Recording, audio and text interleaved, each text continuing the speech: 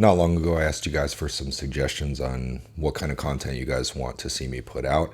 And I think it's Boogie Outdoors mentioned that he was going to start to get into touring. And I do hear that a lot with the videos that we do on Matt's channel and the trips that we do.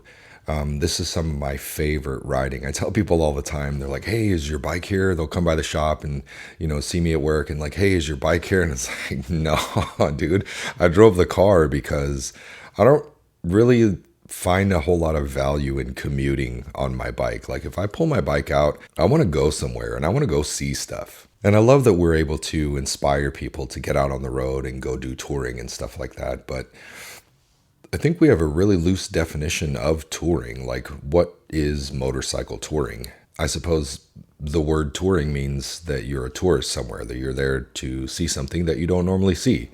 And that can mean a lot of different things. And I think there's a lot of different versions of touring as well, because, some riders don't really ride that far. And what is far? From where I'm at in Los Angeles County and going down to San Diego and back is not that far. I like going on long trips. Maybe a touring trip is going overnight, being somewhere that you've never been, or whatever it is that you consider touring. If you're looking to get into touring and if you are inspired by the videos that Matt does, I highly encourage you to do it. I think it's very common to get in the weeds on gear and what you need to do. And one of the most common analogies that I have when people ask me about, hey, what gear are you running and what do you do for your trips, is that it's kind of like camping. Like when you first get into camping, you don't necessarily need to go down to REI and spend $10,000 or $15,000 on camping gear. You can take your pots and pans from home and cook your food there and you'll be fine.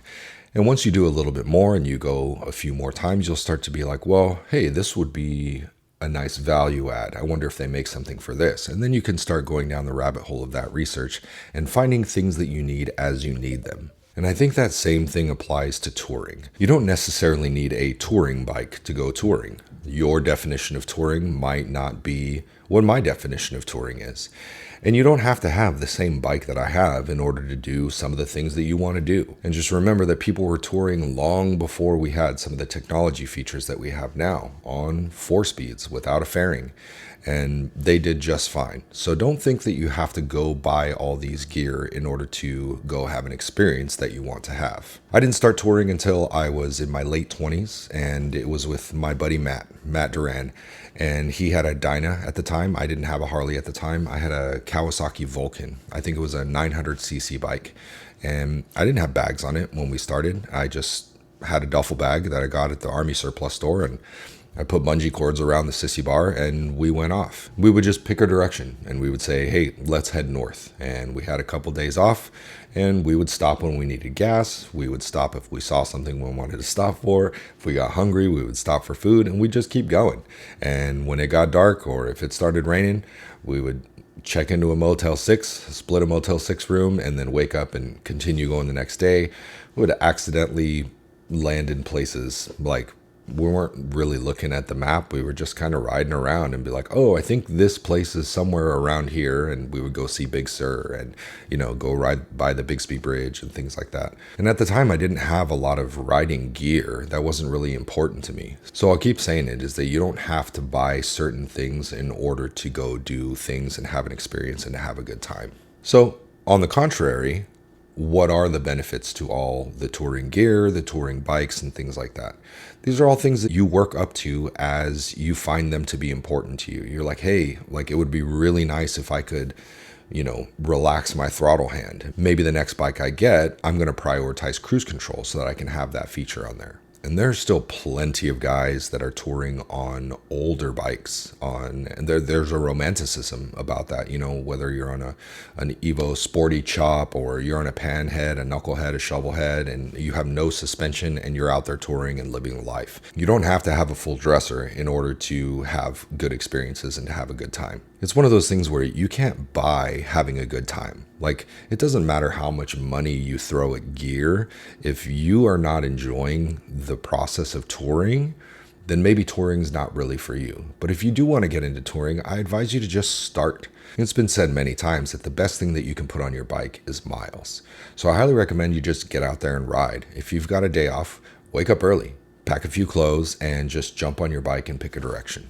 If you're not sure how far you can go and what distance is far for you, like most of us that have been touring, you can like look at the map and you can see, okay, we're going from here to here. It's probably going to take X amount of time. And you know kind of how you're going to feel once you hit that 600-mile mark, that 750-mile mark. If you've never done it, then you have nothing to refer to on that. So what I'd recommend is just on your day off, wake up early, jump on your bike, pack a couple things, and just take off and see how long you can sit in the saddle before you start feeling uncomfortable.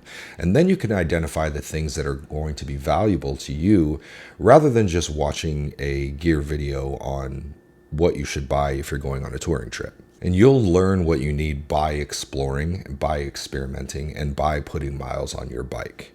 Whether it's ergonomics and your back starts hurting because you're leaning forward and your bars aren't quite right, or your seat is uncomfortable and the foam is old and you think maybe a new seat would make you more comfortable and would allow you to do more miles at a more enjoyable rate.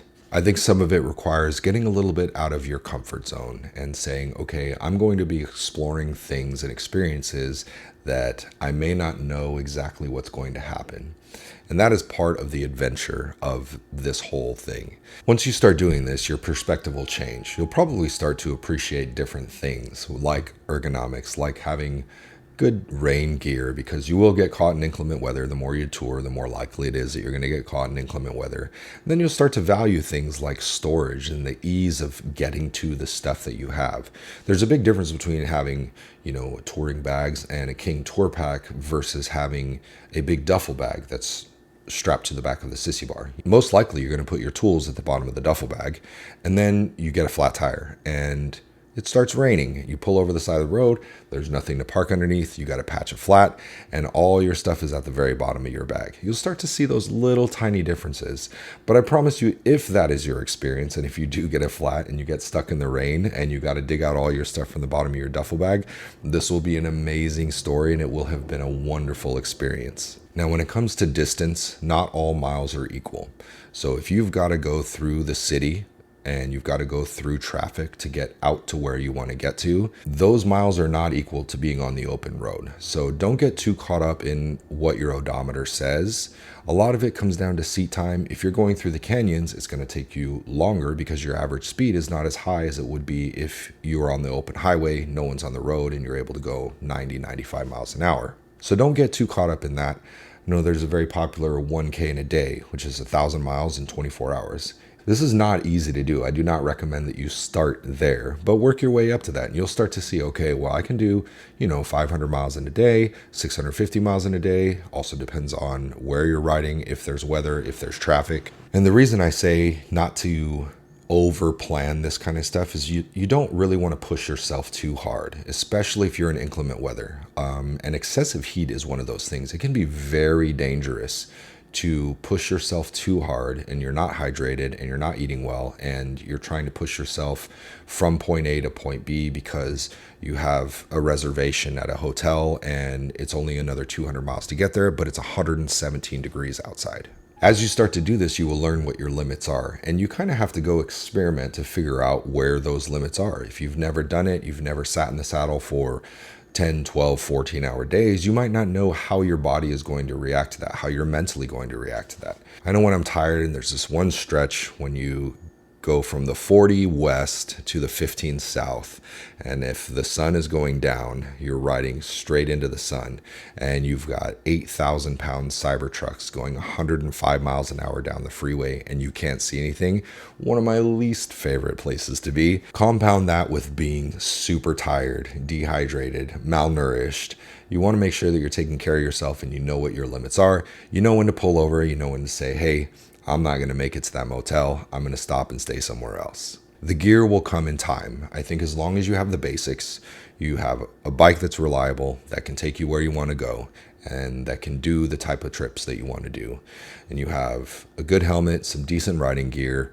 I would pack rain gear. Rain gear is not expensive. It doesn't take up a whole lot of space, and it's likely that you will hit rain if you go touring enough throughout the year. There's all kinds of other gear that you can spend tons of money on that are really valuable value adds.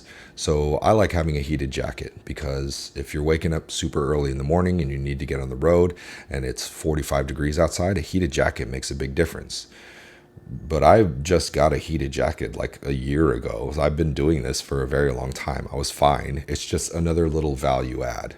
So if you're thinking about doing this and you want to get into it, my advice is to just go out there and do it. Get on the road, take some trips, and see what it is that you need before you start just trying to buy gear that other people are recommending. The gear is a secondary thing. It's a luxury. The most important thing is that you're going out there and doing the things that you love doing.